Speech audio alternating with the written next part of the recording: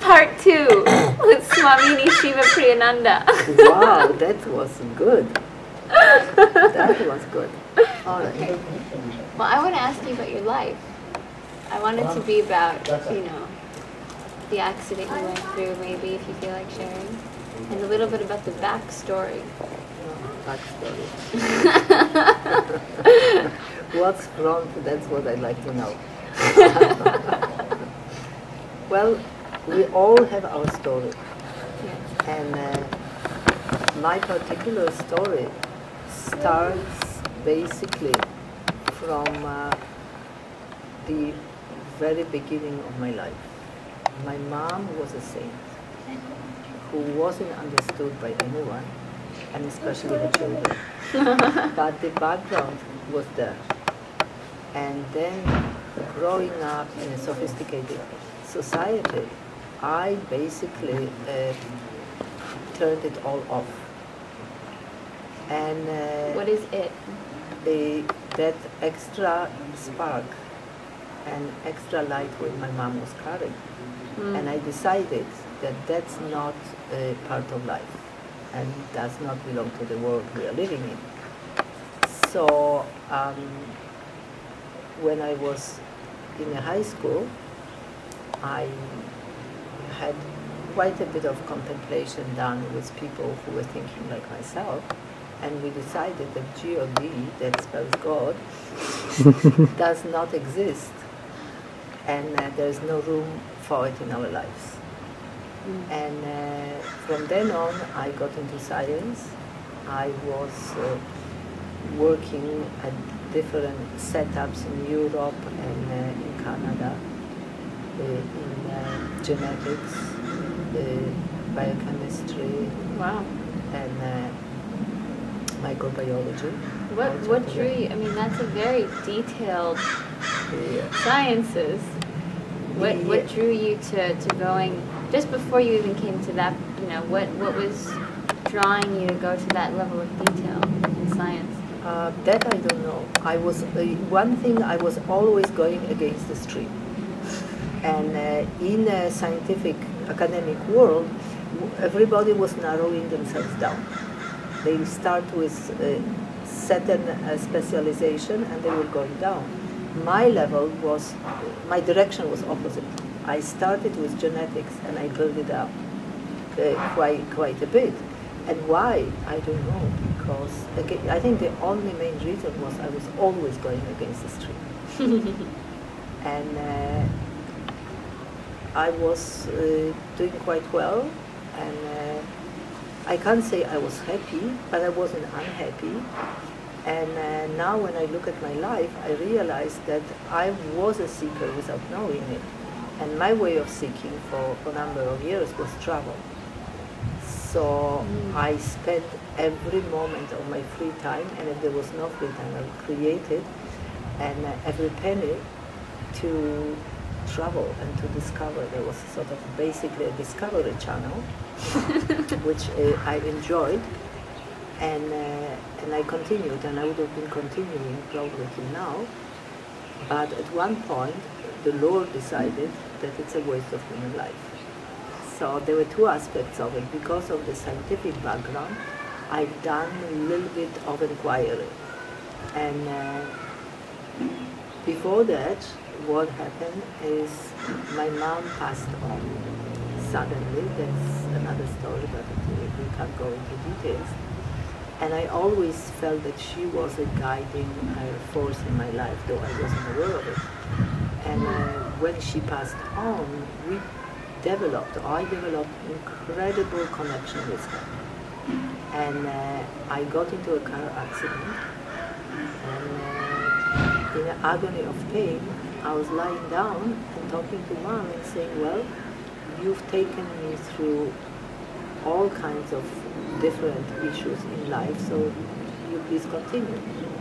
So I wasn't really desperate, because I knew there was that support that I always had, though I didn't know what it was, but it was easy to call it now. And the accident is also a joke, because it happened on an empty street on Saturday with no cars. How did you? Just one car and me. Wow. And it brought me to 2.5 years of agony of pain. Mm. And I was actually in 79, the prognosis was that I'll be on a wheelchair and no orthopedic surgeon will even touch me, which was the greatest gift from the universe and from the Lord, because when I heard that I'll be on a wheelchair, I thought to myself, I didn't say it openly to the orthopedic surgeon because I was still a little bit more polite than it would require. I said, to hell with you, you go on a wheelchair, but not me. And that's where my journey started. So actually, that accident was the greatest blessing. Wow. And that brought me to yoga, to inquiries. I went to the yoga ashram for 10 days and I recovered. I started moving. The healing energy has somehow manifested itself in the ashram itself. It was Swami Shivananda's ashram, who is a great healer, operating even today with us and through all of us. And then I came back to life, to university, and what happened for a number of months, my projects did not work. They just would not work. And it was started getting desperate, my health was going down again. And what did happen was that I would go and culture. At that time I was already doing the DNA transfers. And I would start a culture of cells, and in the morning I'll come and they were all dead. And again. So it's, on one hand, it's very depressing, discouraging. On the other hand, if you are on scientific ground, you have to produce a paper. There is nothing to produce. But what it made me think. I would look at some of the cells and start asking questions. What makes these cells alive and what makes those dead? So Wow. It brought a question, what is life? What is life? What is that which makes those alive and those not alive? So being in an academic environment, I went to biochemistry department and I said, what is life? And they looked at me and they said, well, it's a set of biochemical reactions. And I said, that much I know. But what makes those reactions? So I got annoyed. I went to chemistry department and I got the same answer. And my anger was getting higher and higher. Then I decided to start from another angle. I got to philosophy department.